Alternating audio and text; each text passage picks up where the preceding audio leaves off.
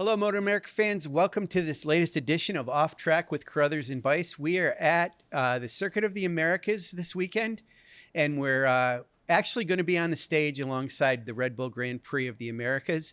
And it's the debut of the Parts Unlimited Talent Cup by Motul.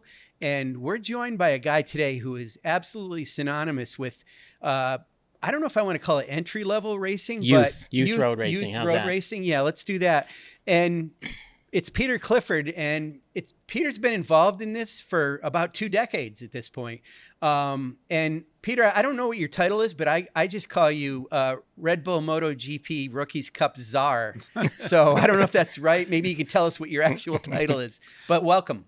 Thanks very much. It's really great to be here, guys. Yeah, my official title is Director of Rider Development and Media for the Red Bull MotoGP Rookies Cup. But, I'm kind of like the headmaster, really. That's perfect for you, especially you're British, obviously. Originally, yeah, absolutely. I haven't lived there for a long time, but yes, I'm British, yeah. So how did it all start with you? You were around a lot before this, and he was a journalist. Yeah, well, that's right. Yeah, and I want to touch on that. Using the term loosely, he was a journalist, and that's how I first met him. He was like, he had a job like I was aspiring to at that point, right? Because I was just a kid at the Grand Prix, and he was already working. And then you went from that to being team manager with Bob MacLean. Well, that's right. Yeah. Very fortunate. I was, as Paul said, I was a journalist for many years, and through that met Bob MacLean, and Bob, invited me to join him in starting a MotoGP team, well, a Grand Prix 500 team as it was at the time. I remember that. And we, Bob and I ran, a Rock Yamaha in the 500 class as privateers. And then we were very fortunate. We got the chance to run the factory Yamahas and, with Red Bull Yamaha. We ran the Red Bull Yamaha for 6 years. Yeah. So that, absolutely superb. And won some GPs with Red Bull Yamaha. And we finished the Red Bull Yamaha in 2002, carried on ourselves, built our own MotoGP bike, ran that till 2005. And eventually, we had to quit. We didn't have the money to continue. And but then Red Bull started the Rookies Cup in 2007, and I got involved in that. That's, and Red Bull Yamaha. I think of 1989 and Simon. When I see him, I always mention that. That's right. Simon Crafar winning in 89. Yeah. Although no, 99 it was. Yeah, 99. I do this all the time. I told him 89 too, and he goes, "Mate, I'm not that old."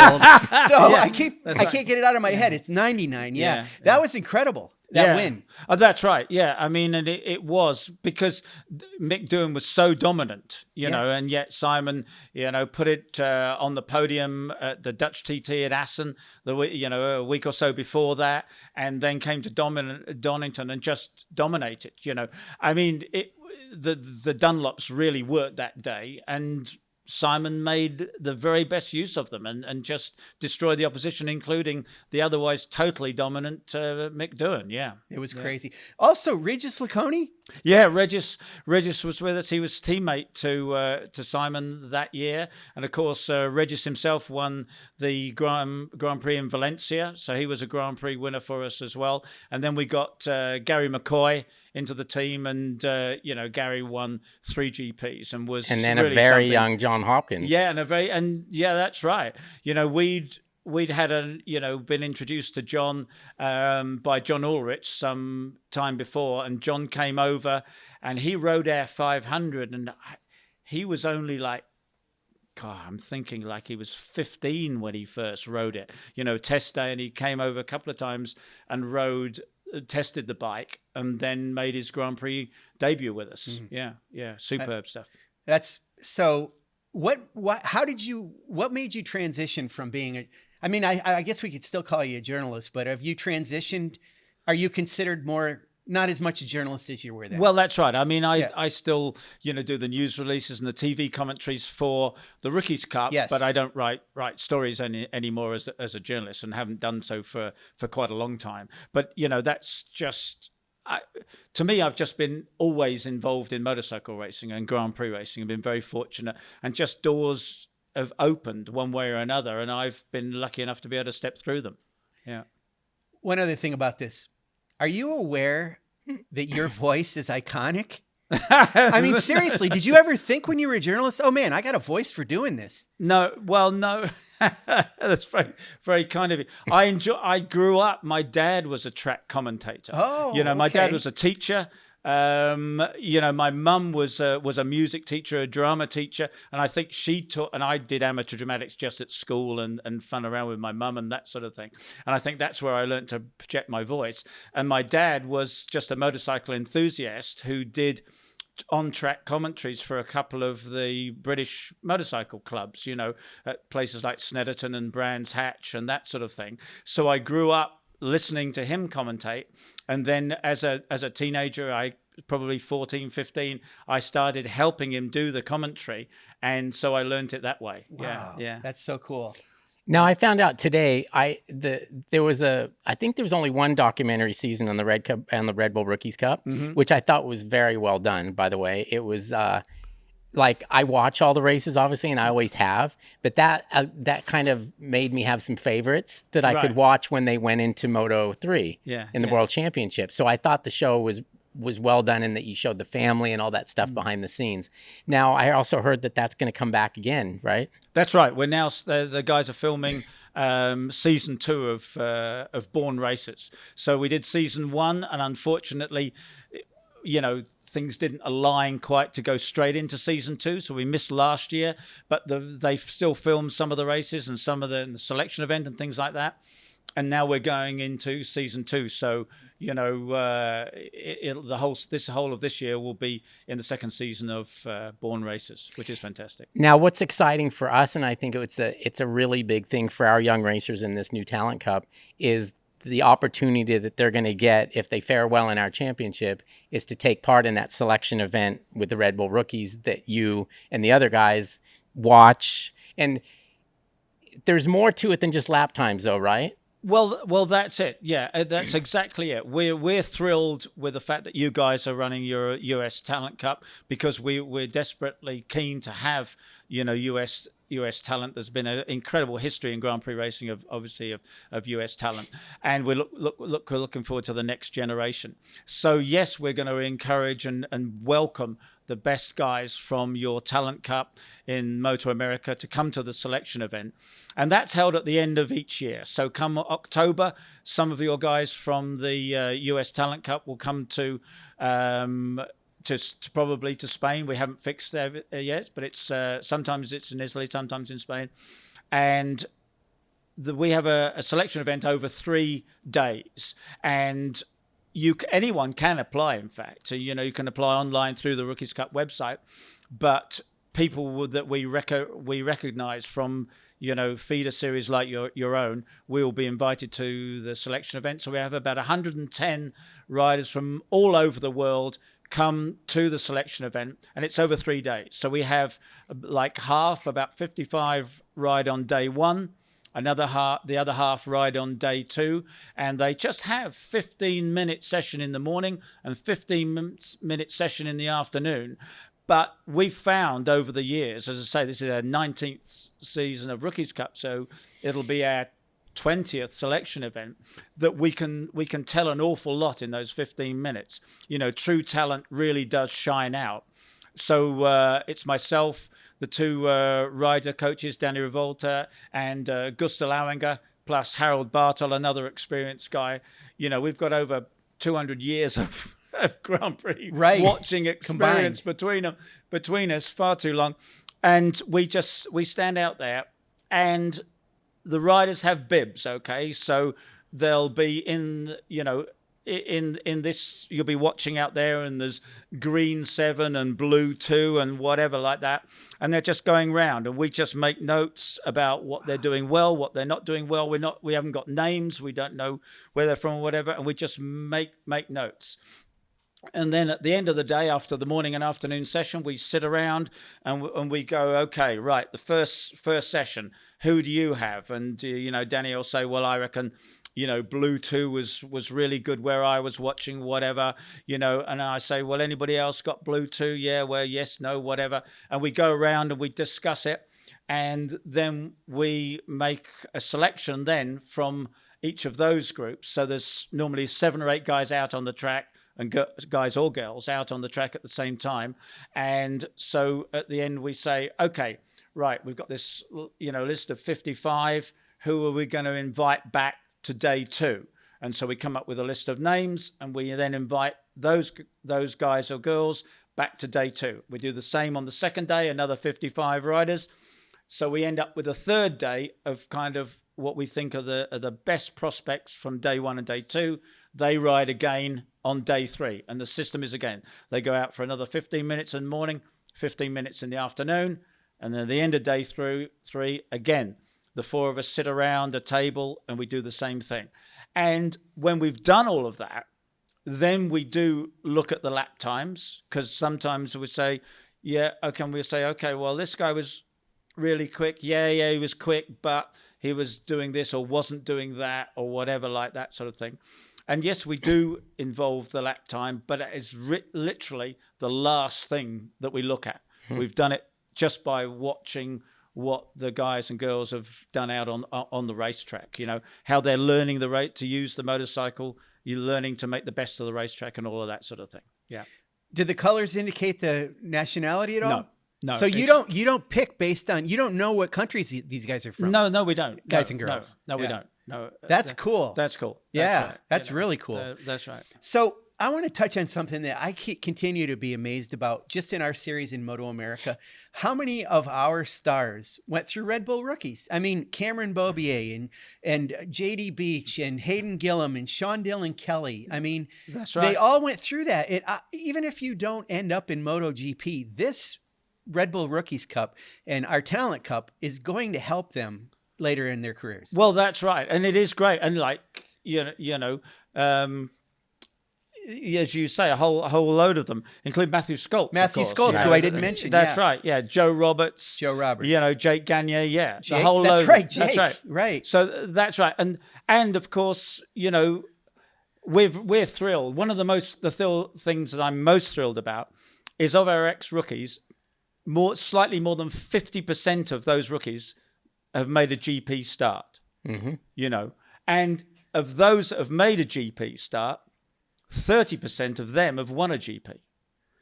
So that it's okay. It's fantastic that we've had 11 world champions win 15 world championships. But to me, the thing I'm most proud of is just how many young riders have made the progress and done great things. And as you say, like Cameron didn't make ultimately a successful Grand Prix career, but he came back to the US and was as fantastically successful, like Jake Gagne and that sort of thing.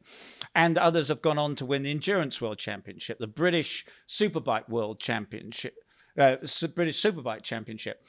Toprak, who won the World Superbike Championship last year, is an ex-rookie. As were the winners of Moto3, Moto2, and MotoGP. Complete clean sweep for ex-rookies last year.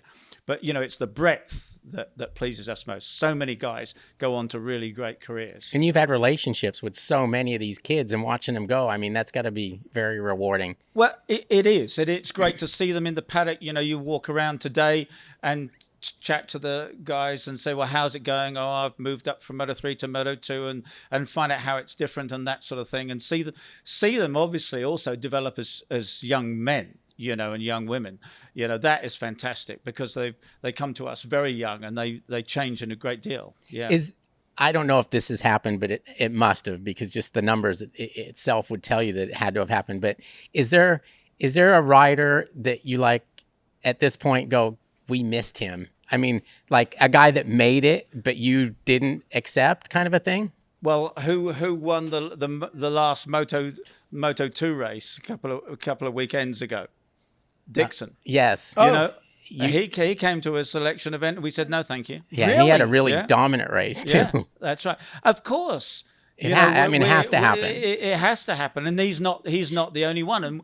And I say every time at our selection event, look, if, don't get disheartened if we don't choose it. There are other ways of being successful. And Jake Dixon is a perfect example. Now, I think, if you're trying to make an excuse for us, if you like, we run Moto3 Moto3 bikes, and our whole selection event really is tuned to picking riders who are GP riders. And Jake was actually better on a 600, a Moto2 bike, and perhaps, wouldn't have made it in Moto3. Mm-hmm. But fair's fair. He's a fantastic rider, multiple GP winner, and quite possibly this year a world champion. And we missed him, and he's not the only one.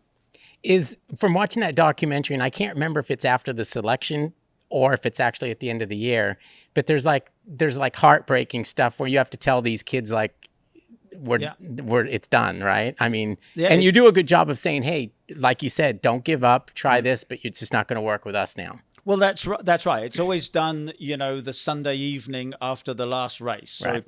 prior to the selection event, and it is tough. But we sit down as a group and we discuss, and it's very often not the case that the kid hasn't got the talent, but it's not the Rookies Cup isn't the right place for it. Because the Rookies Cup is very specific. It's 26 riders on 26 identical motorcycles. And although they bring a mechanic helper, which is very often their dad or a friend or whatever, but it may not be their dad may not know anything about, bikes or whatever. They may hire somebody or whatever. But we have a full-time technical staff who do all the important stuff. So dads are not taking engines out and changing valves or anything like that. All that is done back at the workshop by the full-time technical staff. The bikes come ready to race. If there's a serious technical problem, we have a couple of spare motorcycles and that sort of thing. But that's the structure. So it's the same for everybody. And that doesn't work for everybody. Some kids are used to growing up, and some are racing in other championships, in junior GP or whatever.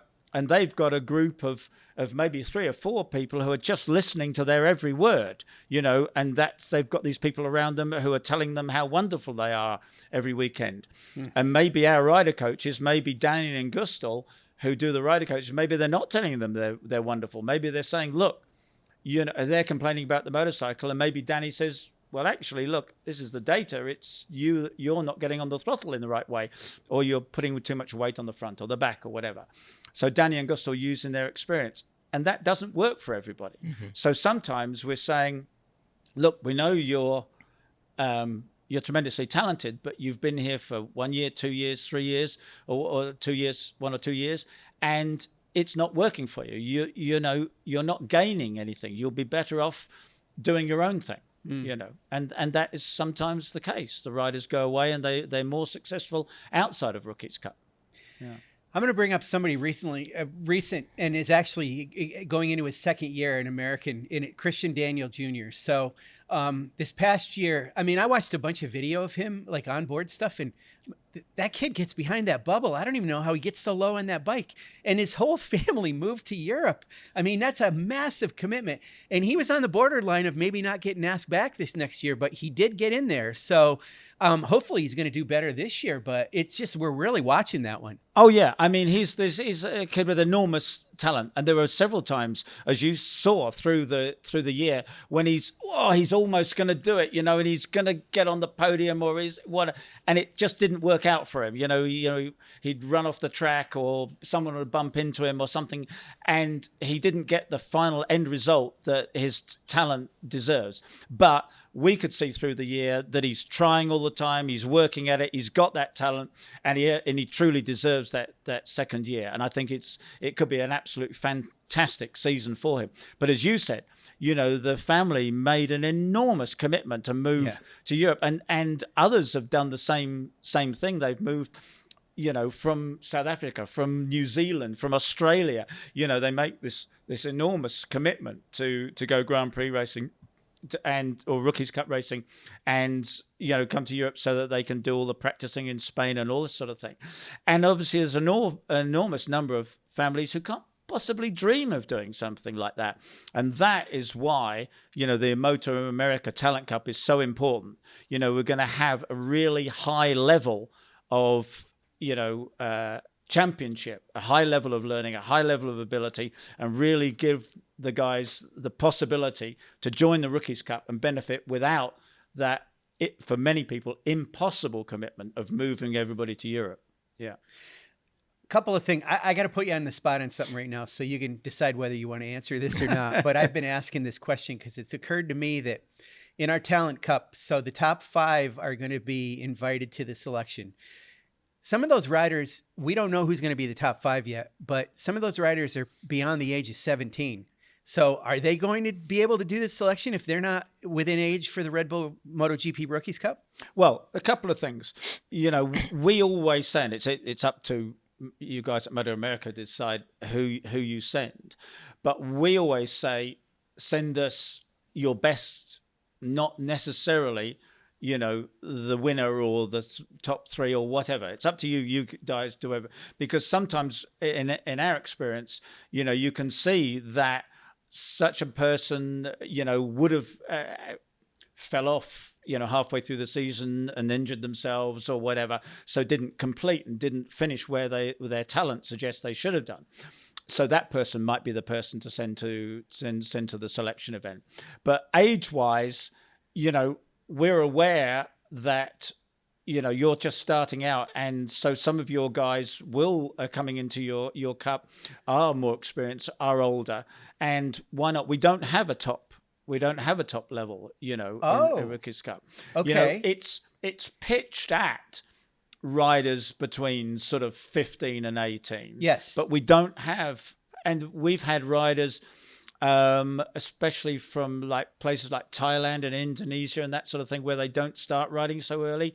We've had rookies in the cup, you know, age 21. So, you know, that's not, of course, we all know that, you know, age is a thing. There's no denying that, especially because the point really obviously is that you come into the Rookies Cup with the idea of getting a Grand Prix ride in Moto3, Moto2, and obviously the Moto3, Moto2 riders or teams are looking at age also.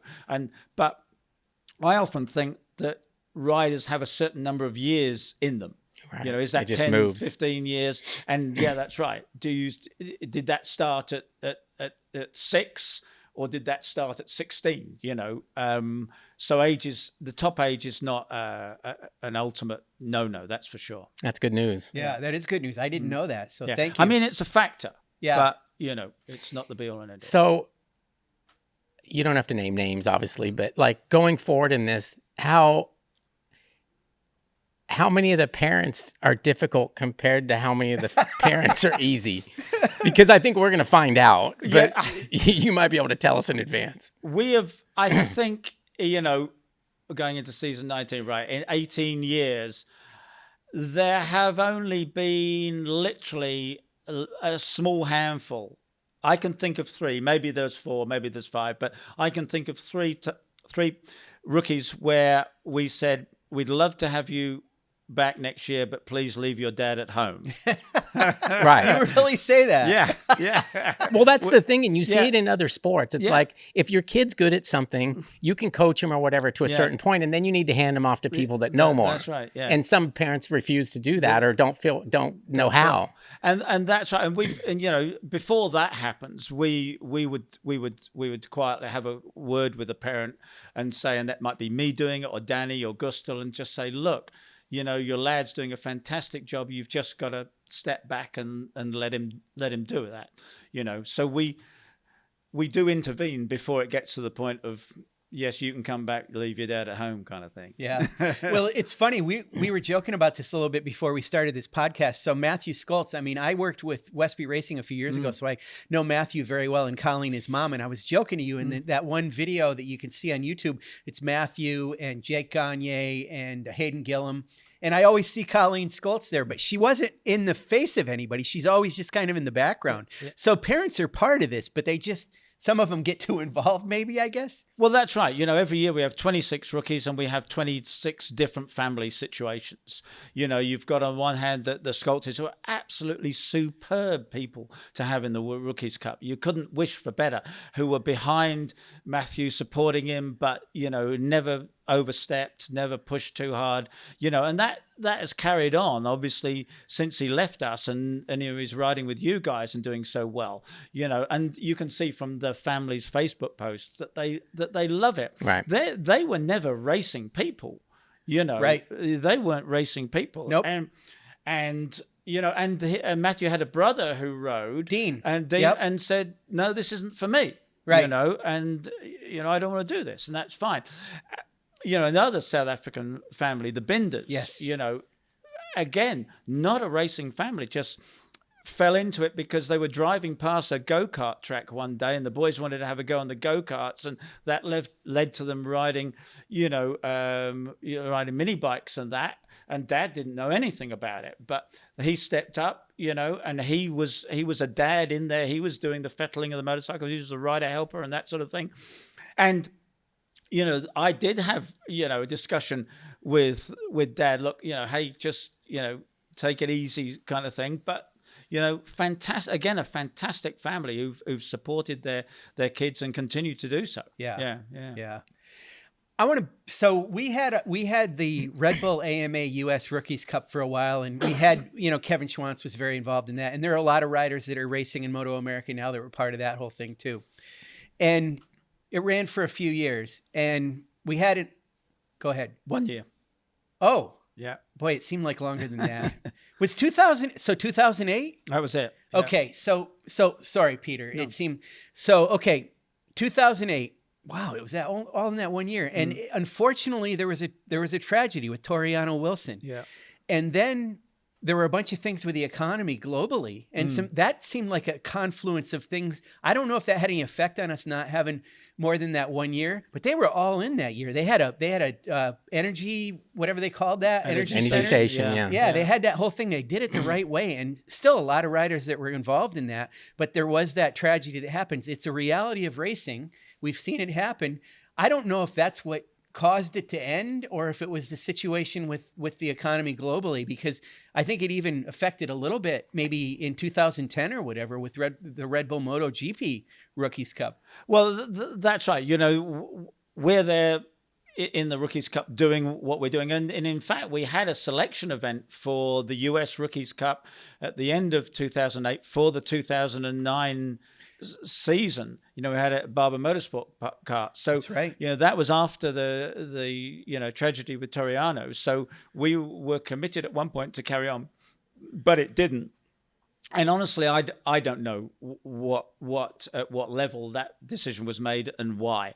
You know, I'm purely involved in actually, you know, what goes on, you know, day to day. The sort of the financial, the politics, and all that sort of thing is way beyond me. It was a shame, of course, but we tried to. You know, we've been keen to invite as many Americans as possible since then to join the Rookies Cup and continue to do so. And that's, you know, one of the reasons I'm here, to support what you guys are doing in MotoAmerica with your Talent Cup, because we want to see more Americans coming into the Rookies Cup. Yeah. Yeah, and I mean, talking to Chuck and Wayne, they wanted to do this at 2015. Yeah. I'm sure they talked to you about it. They wanted to have a Moto 3 of some sort, and it took, you know, we had Junior Cup when we had, you know, it was, well, we had the KTM RC 90 Cup, which was a spec series, production bikes, and then we had Junior Cup at that point too. So we finally got to the point where we've got this Talent Cup now with these spec motorcycles, these GP level motorcycles. So finally it's happening. Yeah, and I think that's important. You make an important point there. They're sort of GP level motorcycles, because one of the things that we've discovered as we see riders at the selection event is that riders who come through racing production style or modified production motorcycles, they sort of struggle to make the switch into the Moto 3, into purebred, you know, racing bikes. And of course, you've got a purposely designed, you know, racing chassis there with racing suspension and that sort of thing. And that really is the right entry into the GP classes. And I think it'll work very well for you. And I think that's what's been a problem for us this whole time, really. It's like you send a kid over there for that, and there's so many things working against him, right? He may not have ever seen that racetrack before. He's definitely never ridden a motorcycle like that before. And it's like, that's a kind of a difficult thing to overcome. That is. And of course, things are going to change, I think, in Moto3 too. There's been lots of rumors, and I honestly don't know what the reality is going to be, that we may go away from a 250 single cylinder, bike in the near future, and it may be a bigger bike. Because of course, one of the things that happened is that the classes have changed. So you now have to be 18 to go into Moto3, 17 if you've finished in the top 3 of like the Rookies Cup. But it used to be, kids were riding in Moto3 at 16. And of course, so they're now taller and bigger. And the Moto3 bike, and kids are getting bigger all around anyway. So the Moto3 bike, as it stands, is a very small motorcycle. Much more appropriate is the motorcycle that you guys are running. And I think that may be where Moto3 goes in the future, is to a bigger motorcycle. And again, that's where it's going to pay off for what you guys are doing. Yeah, I mean, that's interesting. I've been noticing that in our series. Even, when these riders that come into our series at a young age, and it doesn't take very long at all, and they're so tall. Yeah. I mean, you think about Jake Lewis, he's like 6'4", and it's like, it's not maybe as much in Europe, or maybe it is. Well, no, it is. They're getting taller, but we've had a number of kids in Rookies Cup who've been tall. And they've said at various points, "Oh my goodness, I'm too tall." And they're growing up as they're in the cup for 1 year, for 2 years, 3 years. I'm too tall, and yet they've won the Rookies Cup, as tall riders. So it doesn't end their careers at all, But they've just got to learn to make use of it. Of course, the taller they are, the better they are at moving their weight around. Yes, and leverage and moving that weight around, and they've just got to learn. And again, Gustl and Danny have got the experience to say, look, yes, you're tall. Don't let it get to your head. Don't let it do your head in. Make use of it. And they have, and they've won the cup. Carol Haneke, Bo Benschneider, both ended up being super tall kids, and they were cup champions. Yeah. That's so cool. We could go on for a long time. We've run out of time, though, Peter. Thank you so much for being on with us. It's such a joy to talk to you about this whole thing. The passion that you feel for this, I mean, it just rubs off. Well, yeah, because, we get we have 26 kids who all they want to do is race motorcycles, and we get, 8 or 10 new every year. And that, you don't need any more than that. It's absolutely fantastic. And you'll enjoy that when dealing with your kids in your talent It's cup. fun to watch them go forward, not only as racers, but as people. Yeah, absolutely. They're better interviews, or they're better with media, and you know what I mean? Everything just kind of gets better as they get more comfortable. Indeed. Yeah, thank you so much, Peter. And I just want to let you know, he came here just to do our podcast, I think. Exactly. That's right. the most exactly. fantastic thing. I love it. Thank you.